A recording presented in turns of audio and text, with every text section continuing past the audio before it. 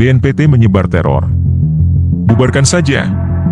Oleh M. Rizal Fadilah, pemerhati politik dan kebangsaan.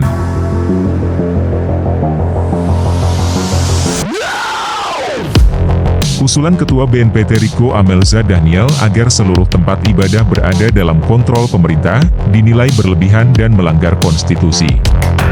Hanya pada rezim Jokowi ada lembaga yang nekat mengusulkan kontrol pemerintah atas tempat ibadah. Mungkin BNPT berasumsi bahwa tempat ibadah adalah ruang bagi terorisme. Sungguh keterlaluan dan melecehkan.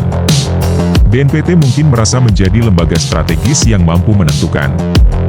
Jika usulannya direspons, maka ini adalah bibit dari etatisme atau tirani.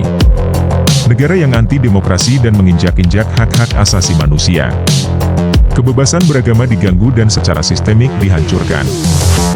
Jika negara mengontrol tempat ibadah, maka rezim ini adalah telah nyata-nyata menjadi komunis. Pancasila hanya pro forma.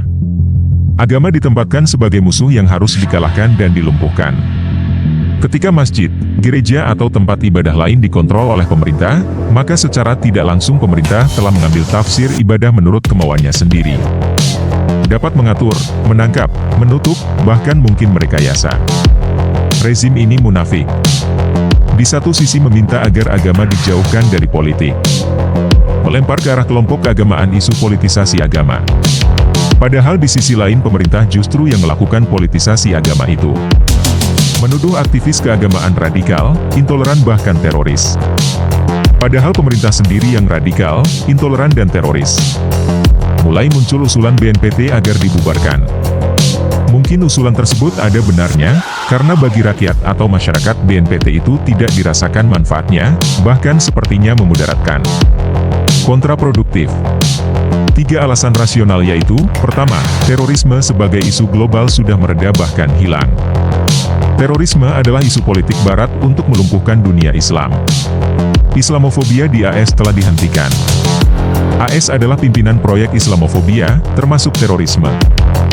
PBB kini turut mencanangkan perlawanan atas gerakan Islamofobia tersebut. Kedua, terorisme itu kalaupun ada, dilakukan oleh kelompok kecil. Tidak sedikit kelompok itu pun adalah peliharaan atau binaan, sebagai pelaksanaan proyek terorisme global. Di Indonesia, organisasi teroris tidak pernah terjelaskan. Bahkan aksi-aksi teror dicurigai sebagai drama buatan atau boleh disebut dengan artificial terrorism. Ketiga, ketika korupsi saja yang daya rusaknya bagi bangsa dan negara sangat dahsyat, telah bergeser dari extraordinary crime menjadi ordinary crime. Maka, terorisme yang secara empirik tidak terbukti menjadi perusak besar, sudah lebih patut untuk menjadi ordinary crime. Karenanya lembaga khusus seperti BNPT tidak diperlukan lagi. Ketika BNPT mulai kehilangan pekerjaan maka lembaga ini cari-cari kerjaan. Usul pengawasan tempat ibadah dalam konteks radikalis dan terorisme tentu akan menyerahkan leading sektornya kepada BNPT. Nah, berapa banyak di Indonesia itu tempat-tempat ibadah? Sebanyak itulah pekerjaan atau proyek yang dapat dibuat proposalnya.